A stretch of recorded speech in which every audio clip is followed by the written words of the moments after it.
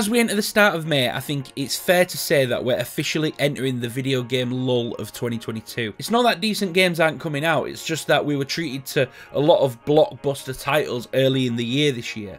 I mean, March was fucking insane. But aside from a few big titles dropping here and there, May and June look kind of quiet on the AAA front. That being said, every month Xbox make 2 announcements, one at the start of the month and one in the middle of the month, that tell us about what games they're bringing to Xbox Game Pass. Despite Xbox liking to keep their cards close to their chest though, one thing that they do struggle to keep close to their chest is new games dropping day one. This is because, well, developers obviously need to promote their games and they also need to tell people where they're going to be able to play these games. Anyway, because of this, we already know of 7 brand new day one titles coming to Xbox Game Pass in May.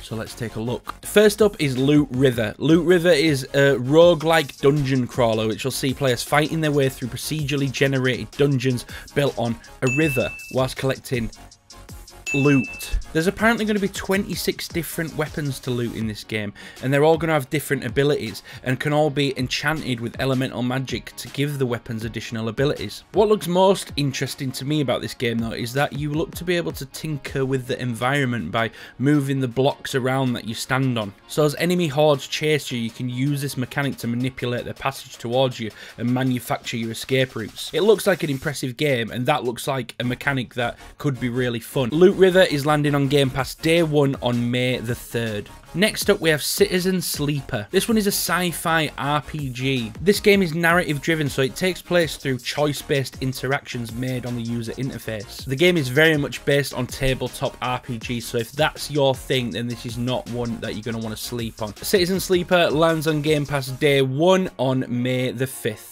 Also on May the 5th, Xbox Game Pass subscribers are going to be treated to Trektoyomi. Now, I've been lucky enough to play Trektoyomi early, and if you're interested in ancient Japanese lore or classic samurai films, then Trektoyomi is one that you're going to want to pay attention to. The game is a cross between freeform exploration and side-scrolling action as you, a young samurai, embark on a journey to protect your people from those who've destroyed their village. It sounds like a pretty standard tale, but trust me, it takes some twists and turns along the way. It's going to keep you on your toes. On May the 10th, Game Pass will be getting Chronicle Rising. I think that's how you say it. This is a Kickstarter funded game that has generated a pretty decent amount of hype. The reason for the hype is the people behind it, the people creating it. It's a bit of a confusing one, but last year fans of Suikoden were happy to find out that the creator of that series was working on a new JRPG project called Chronicle 100 Heroes, and that game is due for release in 2023.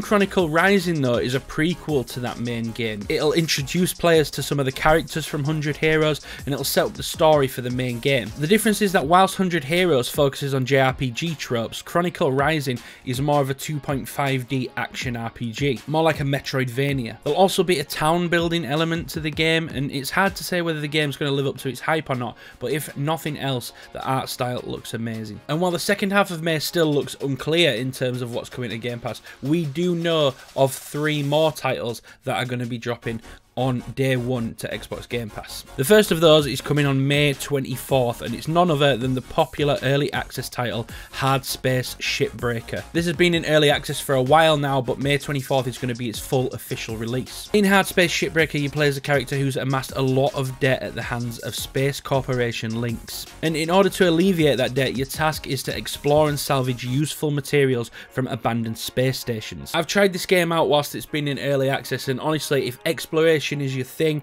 then this game is a lot of fun, and it's quite unique in the way that you can explore. That's all I'll say, but trust me, check this one out. The biggest of these 7 day one titles coming in May is Sniper Elite 5, which lands on Game Pass on May 26th. It's the latest in the long-running Sniper Elite series and looks to be more of the same formula that the dedicated fan base have grown to love. As is customary with Sniper Elite games, players can expect the over-the-top bullet cam cutscenes and the return of X-ray kills, which, for absolutely no good reason, shows the bullet obliterating the victim's insides. Finally then, we have Pacman Museum Plus. It's a compilation of 14 Pac-Man games spanning back and including the very first game, and a collection of the game's numerous spin-offs. The game's unique selling point is that as you complete challenges on the various Pac-Man games included in the package, you will unlock items that you can use to build your own Pac-Man arcade. It's an interesting feature, and I mean, it's not going to blow your mind, but come on, who doesn't love a bit of Pac-Man? Pacman Museum Plus is landing on Xbox Game Pass on May 27th. So there it is. If you're struggling for things to play this month, 7 brand new titles that are landing on Xbox Game Pass this